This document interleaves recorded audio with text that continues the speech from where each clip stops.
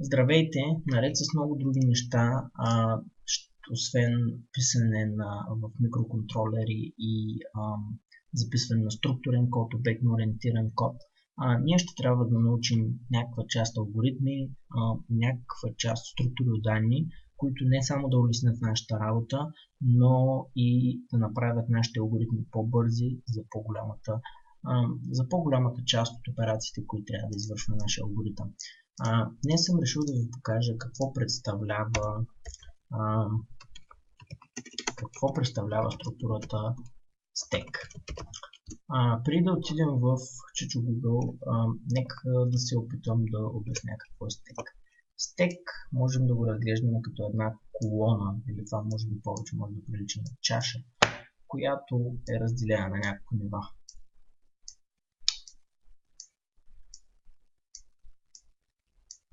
Нека това ни е ниво 1, ниво 2, ниво 3, ниво 4, ниво 0.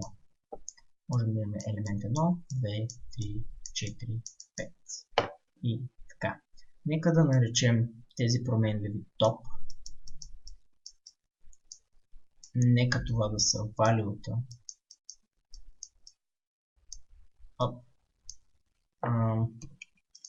Нека това да е value.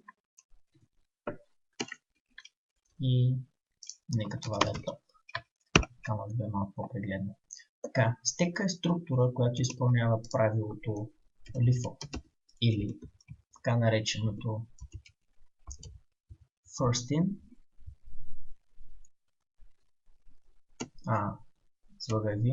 изпълнява правилото FILO. Грешка, съжалявам. First in, last out. Реде. First in, last out. Какво значи това? Това означава, че стека е такава структура, която може да бута елементи в себе си, може да изважда елементи от себе си и да ни казва дали е празен. Това, което ще имплементираме, ще бъде реализация с масиви. Не е най-доброто и най-чистото решение, но е достатъчно чисто и прегледно, за да може да го разберете. Ще приемаме, че топ е индекса на нашия масив и всеки елемент, написан в топ, ще бъде нашето value. Така, нека да се върнем към Visual Studio. След като разбрахме какво е стек, нека да се опитаме да го опишем в клас. Най-добрият начин да опишеш даден елемент е чрез класове, защото там работиш с обекти, които имат специални полета, специални променливи, които се отнасят за тях и определен тип операции, които те могат да вършат. Така, нашия стек казахме, че ще се съставя от нека да кажем, че това е stack array, от масив, от интеджери, за да бъде чисто прегледен кода. Аз използвам camel case вариант. Съжалявам се, не кода, за да може променливите да имат правилните имена за правилните действия. Аз използвам camel case. Camel case гласи, че всяка нова дума трябва да започва с главна буква, за да се разделят помежду си. На мен ми харесва варианта да пиша с малка и всяка следваща дума да пиша с главна. За какво ще използваме масива? Хубаво е да добавим коментар, така че освен да имаме хубаво написани променливи, ако някой реши да го чете след нас, за да може и той да го разбере. Така че we will use the array to store stack elements. Също така, на нас ще ни трябва една променлива, която ще се казва stack size и една променлива top, която ще държа индекс. След това трябва да си направим конструктора. Конструктора е първото нещо, което се вика, когато обекта бъде извикан. Тук приемам, че сте запознати с концепцията за обектно ориентирано програмиране. Ако ли не, има достатъчно други видове клипи, с които може да си помогнете да стартирате. Стека, като за начало, трябва да кажем на масива колко ще бъде голям. Нека да кажем на stack array, че ще бъде масив от 10 елемента. Нека да кажем на top, че ще бъде равен на 0. И нека да кажем на stack size, нека да кажем на stack size, че ще бъде равен на stack array .length минус 1. Защо минус 1? Нека да разгледаме какво прави конструктора за начало. Stack array равно на new10 ще ни даде 10 елемента от 0 до 9, в които ние ще можем да пишем. Top ще пази тези индекси, или това ще бъдат празните индекси, в които ние ще можем да въвеждаме елементи. Stack size ще пази за нас големината на нашия масив.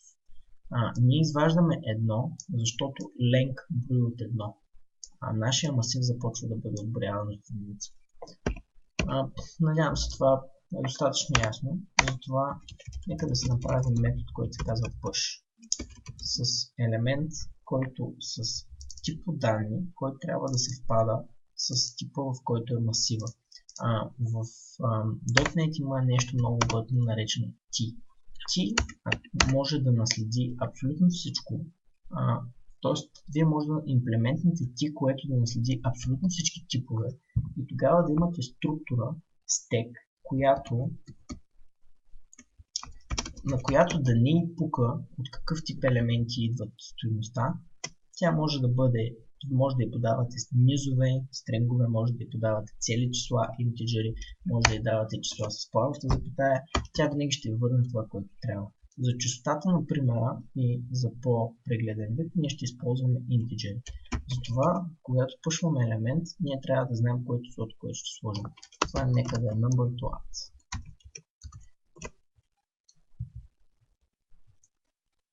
За да дадем стека, ние първо трябва да направим проверката is stack empty. Дали стека е празен, защото ако стека е пълен, това ще приключи директно към грешка. Затова нека да проверим дали stack size съвпада с top. Ако съвпада с top, принтим sorry dude, this stack is full. Else и else ще покрие условието at element if stack is not empty. Is not full, съжалявам, ако не е пълен. Else ще покрие условието за добавяне на елемент, ако стека не е пълен, което означава, че ние можем директно да напишем stack array от top++ е равен на number to add. Какво ще направи това?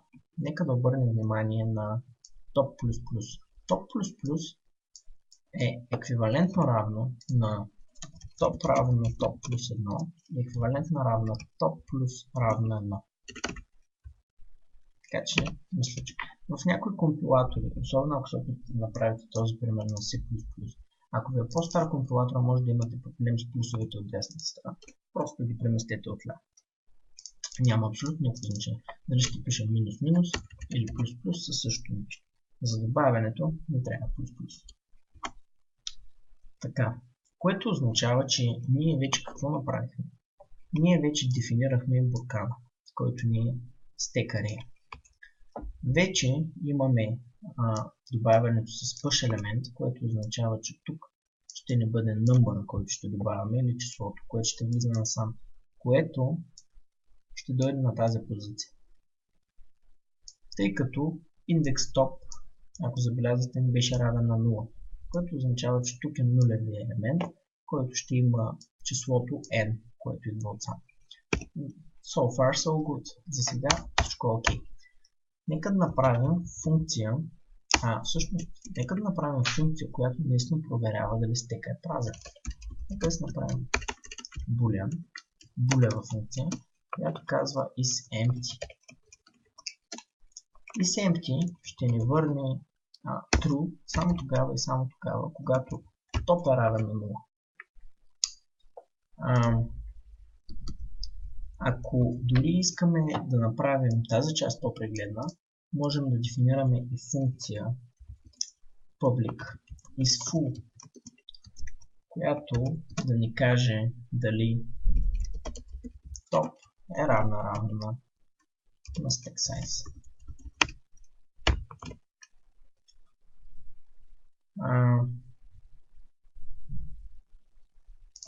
Забравихме типа boolean.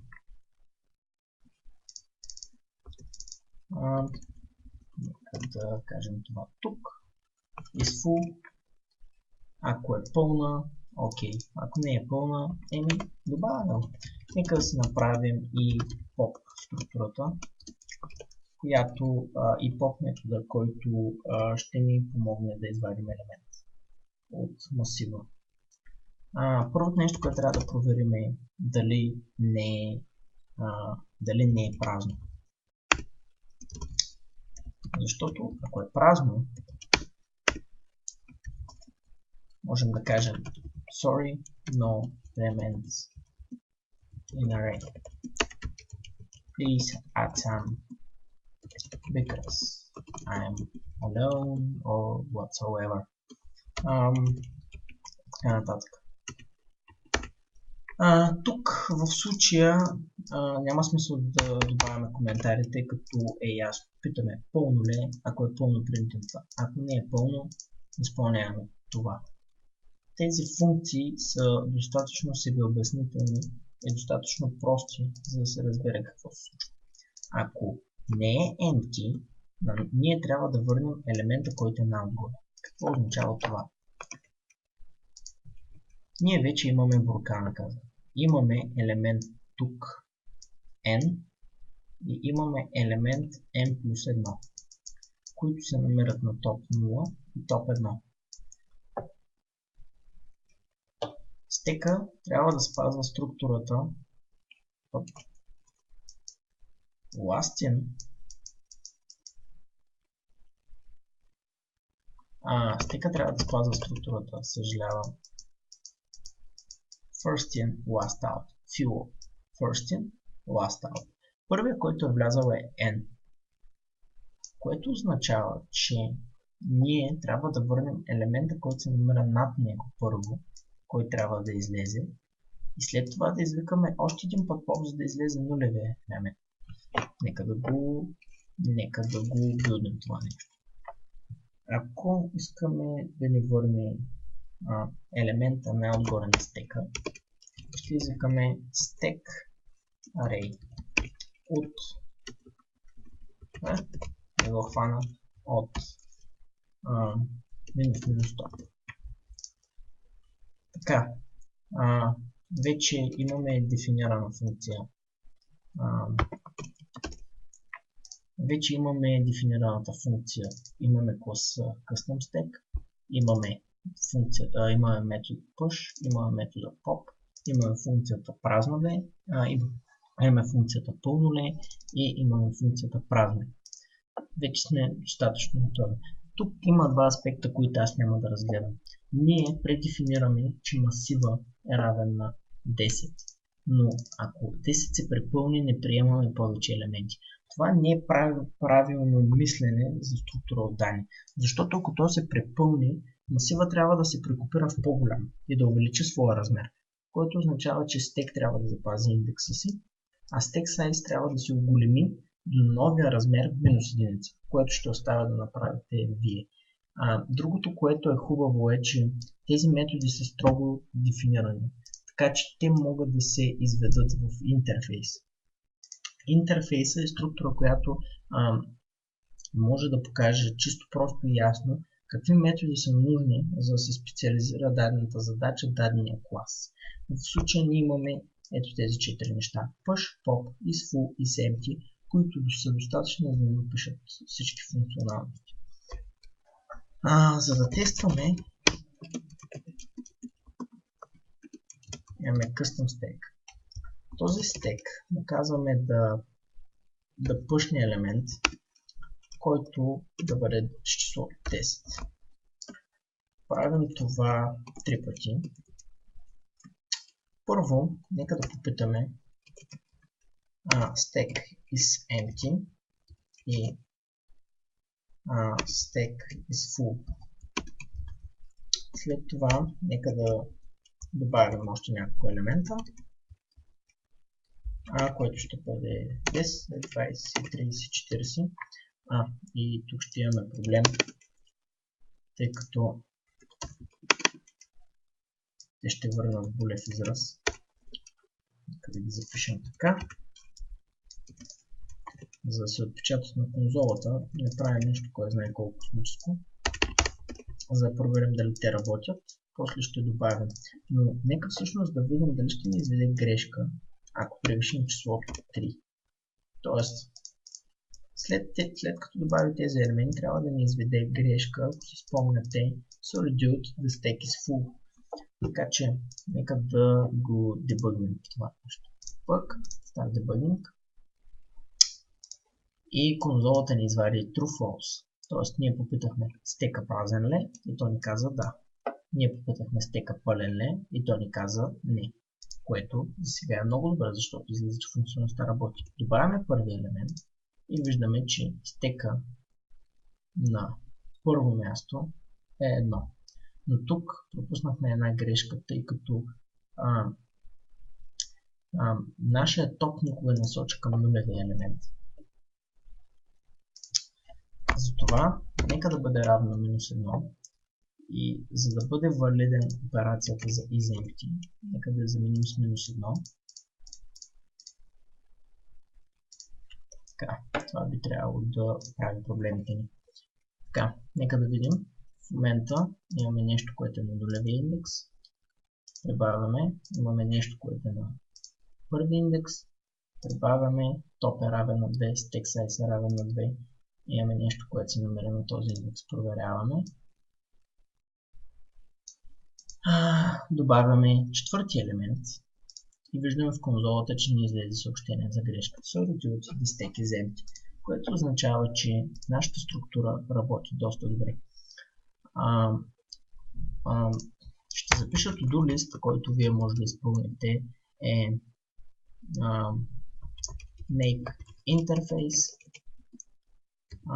Друг to-do, който може да се направи също за тази функционалност, ако ви е интересно, е